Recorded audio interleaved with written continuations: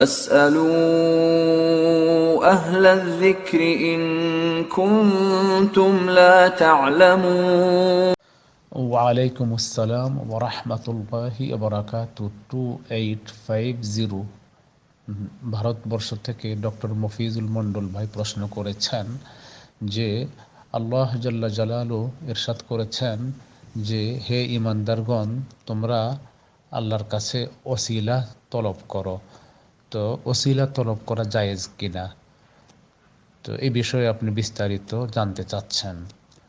তো তার জবাব হচ্ছে যে রাসূলুল্লাহ সাল্লাল্লাহু আলাইহি ওয়াসাল্লাম যখন জীবিত ছিলেন তখন তার ওয়াসিলায় দোয়া করেছেন, দোয়া চেয়েছেন সাহাবায়ে কেরাম, তো সেটা জায়েজ ছিল।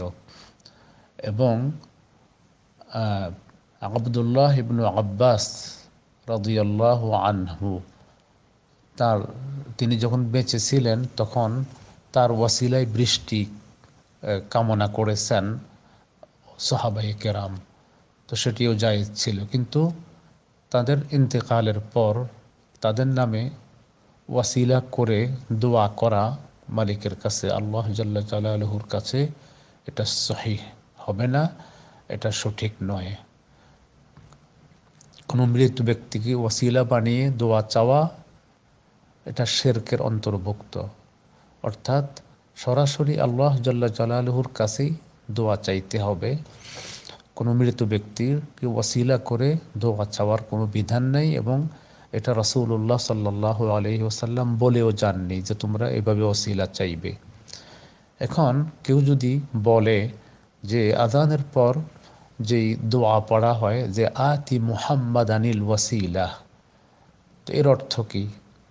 এর অর্থ হচ্ছে যে আমরা দোয়া করছি আল্লাহ জাল্লা জালালুহুর কাছে যে হে আল্লাহ আপনি মুহাম্মদ সাল্লাল্লাহু আলাইহি ওয়াসাল্লামকে ওয়াসিলা দান করুন।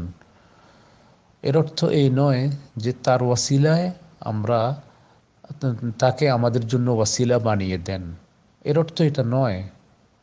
এর অর্থ হচ্ছে আল্লাহ আপনি তাকে ওয়াসিলা দান করেন, আর এই ওয়াসিলা হলো মাকামে মাহমুদ, অর্থাৎ আল্লাহ জাল্লা জালালু কিয়ামতের দিন তাকে যে উচ্চ আসন দান করবেন, মাকামে মাহমুদ নামক স্পেশাল পজিশন এবং স্পেশাল যে আসন, সেটাকে মাকামে মাহমুদ বলা হয়।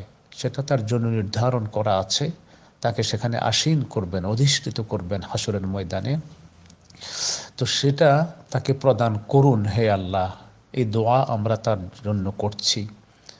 এই দোয়া করার মাধ্যমে আমাদের ইবাদত হচ্ছে, আমাদের সওয়াব বৃদ্ধি পাচ্ছে, আমাদের মর্যাদা আল্লাহর কাছে বৃদ্ধি পাচ্ছে। তো আমরা উপকৃত হচ্ছি এইভাবে দোয়া করার মাধ্যমে, এবং এই দোয়া করতে শিখিয়েছেন তিনি সাল্লাল্লাহু আলাইহি ওয়াসাল্লাম আমাদেরকে। অতএব এটা তাকে ওয়াসিলা বানানো নয়। আর কোরআন মাজিদে আল্লাহ জাল্লা জালালু যে ওয়াসিলার কথা বলেছেন, যেমন ইয়া আইয়ুহাল্লাযীনা আমানুত্তাকুল্লাহা ওয়াবতাগু ইলাইহিল ওয়াসিলা, হে ঈমানদারগণ তোমরা আল্লাহ তাআলাকে যথার্থভাবে ভয় করো, তাকওয়া অবলম্বন করো, এবং আল্লাহর কাছে তোমরা ওয়াসিলা তলব করো। এই আয়াতেও কেউ যদি এই এই অর্থ করেন যে কোনো মৃত ব্যক্তিকে অথবা রাসূলুল্লাহ সাল্লাল্লাহু আলাইহি ওয়াসাল্লামের ওয়াসিলায় তাকে ওয়াসিলা বানিয়ে দোয়া করা, তো এটি ভুল অর্থ। এর অর্থ এই নয়, বরং এখানে ওয়াসিলা এই তলব করা বা তালাশ করা, অন্বেষণ করার জন্য যে আল্লাহ জাল্লা জালালু মুমিনদেরকে আহ্বান করেছেন, তার অর্থ হচ্ছে নেক আমল। এখানে ওয়াসিলা বলতে বোঝানো হচ্ছে নেক আমল, তোমরা অধিক পরিমাণে নেক আমল করো। সেটা তিনি বলে দিয়েছেন, সেটা সলাত হতে পারে, সেটা সওম হতে পারে, নামাজ, রোজা, হজ, জাকাত, জিকির, তাসবিহ, তেলাওয়াত, এবং মানুষকে দান খয়রাত করা, সাদাকাহ করা, বেশি বেশি নেক আমল করা, যত রকমের নেক আমল আছে সেগুলো করার মাধ্যমে আল্লাহর কাছে কামনা করা, হে আল্লাহ এই সমস্ত নেক আমলের ওয়াসিলায় এর এর এর বদৌলতে আপনি আমাকে ক্ষমা করে দেন এবং আমার উপর সন্তুষ্ট হয়ে যান এবং আমাকে নাজাত দান করুন। এভাবে এই নেক আমলের মাধ্যমে নাজাতের কামনা করা, অন্বেষণ করা, আল্লাহর সন্তোষ অন্বেষণ করা, এ হচ্ছে এই আয়াতের অর্থ। এই আয়াতের অর্থ এটা নয় যে কোনো মৃত ব্যক্তির নামে দোয়া করা। তো তাহলে স্পষ্ট হয়ে গেল আমাদের কাছে যে ওয়াসিলা অর্থ কি। তো এই অতএব আমরা যদি আল্লাহ জাল্লা জালালুহুর কাছে কিছু চাইতে হয় তাহলে কারোর ওয়াসিলা ধরার কোনো প্রয়োজন নেই, কারণ এই ওয়াসিলা চাওয়ার মাধ্যমে অবচেতনভাবে এবং প্রচ্ছন্নভাবে আল্লাহ জাল্লা জালালুহুর থেকে এই এই মানে যেই তার প্রতি যে নিবেদনা, যে আকর্ষণ এবং তাওয়াক্কুল, যে ভরসা, সেটা আংশিকভাবে মখলুকের উপর চলে আসে। সৃষ্টিজীবের যাকে ওসিলা করা হচ্ছে তার প্রতি আংশিকভাবে কিছু এই তার প্রতি শ্রদ্ধা, তার প্রতি আকর্ষণ, তার প্রতি টান, তার প্রতি কিছুটা ভরসা, তার প্রতি কিছুটা নির্ভরতা অবশ্যই চলে আসে অবচেতনভাবে, যেটা শিরকের অন্তর্ভুক্ত, সেটা গ্রহণযোগ্য নয়। এজন্য এই ধরনের ওয়াসিলার কোনোই প্রয়োজন নেই। আল্লাহ জাল্লা জালালু যেখানে স্পষ্ট করে বলেছেন যে উদউনি আস্তাজিব লাকুম, যে তোমরা আমার কাছে দোয়া করো, আমি তোমাদের দোয়া কবুল করব, তিনি আমাদেরকে আহ্বান করছেন।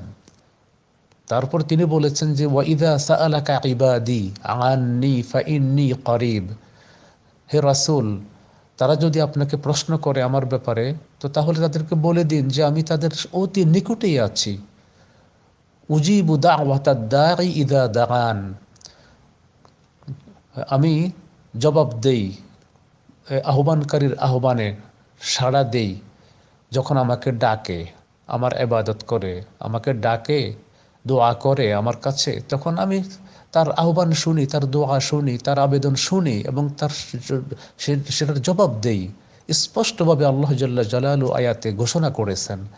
এত সব ঘোষণার পর কি প্রয়োজন আছে আমরা আবার মাখলুকের দ্বারস্থ হওয়া, কোনো সৃষ্টিজীবেরকে তার সাথে শরিক বানানো? কোনোই প্রয়োজন নেই। সরাসরি আমরা মালিকের কাছেই সব কিছু আমাদের আবেদন পেশ করব, তাতে তিনি খুশি হন এবং এটাই তার কাছে কাম্য। এক বিন্দু পরিমাণ যাতে খালেকের দিক থেকে, খালেক ছাড়া মাখলুকের দিকে কোনো নিবেদনা, কোনো আরাধনা না আসে, সৃষ্টি না হয়, এটা লক্ষণীয়। তো আশা করি আপনি স্পষ্ট বুঝতে পেরেছেন। এটা হলো সহি আকীদা, এটা হচ্ছে সহি দৃষ্টিভঙ্গি, এটাই হচ্ছে দোয়া এবং ইবাদতের সঠিক স্পিরিট এবং চেতনা। এটা সমুন্নত করতে হবে, এটা ধারণ করতে হবে, তাতেই আল্লাহর সন্তোষ মিলবে।